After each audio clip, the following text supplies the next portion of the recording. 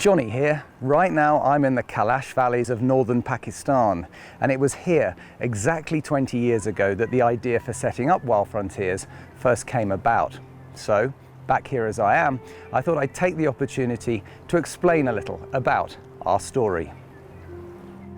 In 1996, after the relative success of my first travel book, Running with the Moon, a journey that saw me drive a motorbike right the way around the African continent, I decided to follow in the footsteps of my two heroes from English literature, Peachy Carnahan and Daniel Dravod, from Rudyard Kipling's short story, The Man Who Would Be King.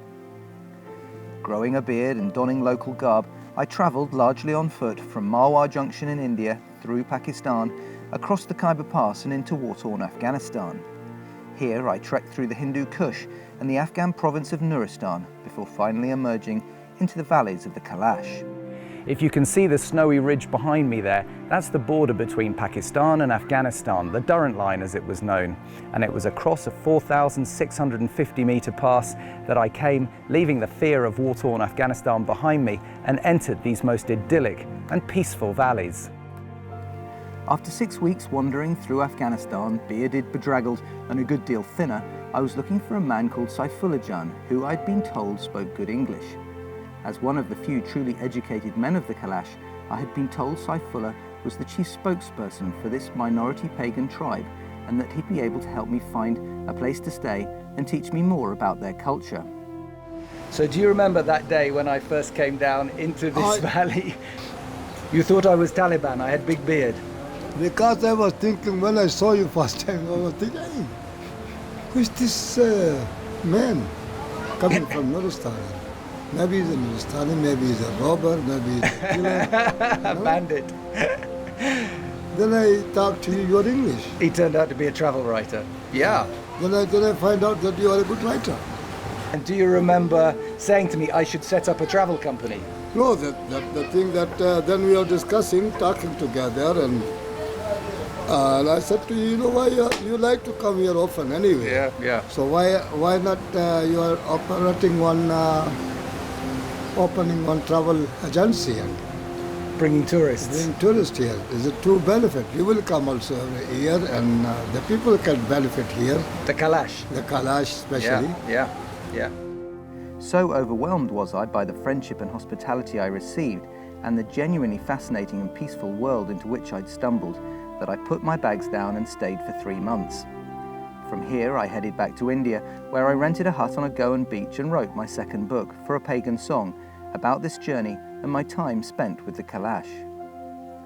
But Saifullah's words were never far from my mind, and so in 1997 I returned to the Kailash valleys and with Saifullah's help set up my first itinerary, our Hindu Kush adventure. A year later I brought our first group, and so Wild Frontiers, named after the Northwest Frontier, was born. Of course, the path since then has not always been easy. A couple of years after that first trip, the cataclysmic events in New York changed the world forever. I was actually here in the Kailash valleys with a group when 9/11 happened. As cut off as we were, we didn't hear about these events for more than 3 days, surely making us among the last people on the planet to have heard. And 9/11 also changed the path of Wild Frontiers. Unable as I was to run trips to Pakistan, I was forced to re-examine my options, and in 2002 we inaugurated the company properly and started to branch out into other destinations, starting with Kyrgyzstan, a land through which I'd just travelled on horseback while researching a third book and making a Discovery Channel film. Whilst maintaining the same sympathetic approach to the people we visit and the regions through which we travel, today Wild Frontiers takes travellers to more than 60 countries on 6 continents. Using passionate and knowledgeable staff and guides, we're able to provide unique and original itineraries that allow our clients to take a journey beneath the surface of a region and into those special and secret places that we as travellers love to discover. When I set up Wild Frontiers, my mission had been simple: to provide a platform that would allow others to experience the same extraordinary world that I'd been lucky enough to experience as a travel writer.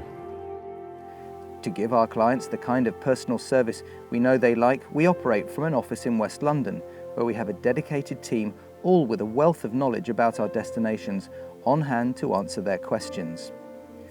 All this hard work has been acknowledged with a number of awards, including in 2012 when the Guardian Observer newspapers voted us the best ethical travel company.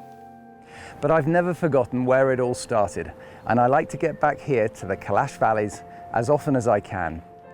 While expanding steadily, I try to make sure Wild Frontiers maintains personal, flexible and knowledgeable service for our clients, whilst delivering the same kind of ethically sensitive tours that served us so well while setting up here in northern Pakistan.